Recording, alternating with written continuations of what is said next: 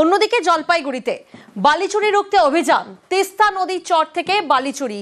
২৭ নম্বর জাতীয় সড়কে আটক বালি বোঝাই ট্রাক্টর। ভূমি ও ভূমি সংস্কার দফতরের অভিযানে আটক করা হয়েছে। প্রতিনিধি শান্তনু আমাদের সঙ্গে রয়েছেন। শান্তনু, পুলিশের তরফ থেকে অভিযান চালানো হয়েছে তিস্তা নদীর চর থেকে যেভাবে বালি চুরি হতো, যাদের আটক করা হয়েছে তাদের পরিচয় কি? দেখো, এখন পর্যন্ত যেটা জানাচ্ছে তারা স্থানীয় এর আগেও বালি পাচারের সঙ্গে যুক্ত ছিল, এদের বিরুদ্ধে অভিযোগও ছিল। কারণ গত কয়েকদিন ধরে বৃষ্টিপাতের পরিমাণ কিছুটা কমাতে যেটা দেখা যাচ্ছে, তিস্তা সহ ডুয়ার্সের বিভিন্ন নদীতে জলস্তর কমেছে। আর সেই সুযোগকে কিন্তু ভালোভাবেই কাজে লাগাচ্ছে স্থানীয় বালি পাচারকারীরা। তারা ভোররাত থেকে নদীতে নেমে ট্রাক্টরে ভরে সেই বালি পাচার করে দিচ্ছে বিভিন্ন এলাকায়।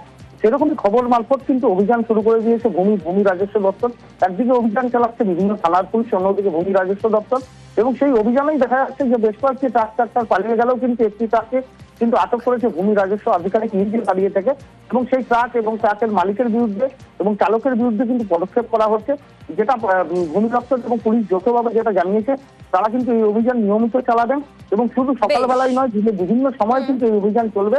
এবং যারা ধরা পড়বেন, তাদের বিরুদ্ধে অবৈধ কাজকর্মে যুক্ত থাকার অভিযোগ থাকবে, তাদের বিরুদ্ধে আইনানুগ যা যা পদক্ষেপ রয়েছে সবই করা হবে। বেশ, ধরতে পারিনি, গাড়ি আমি দেখেছি কিন্তু তাদের চেস করতে পারিনি, তারা পালিয়ে গেছে। একটাকেই ধরতে পারলাম, সেটাকে আমি ইন্টারসেপ্ট করলাম, লক করলাম। কি রয়েছে এই গাড়িতে?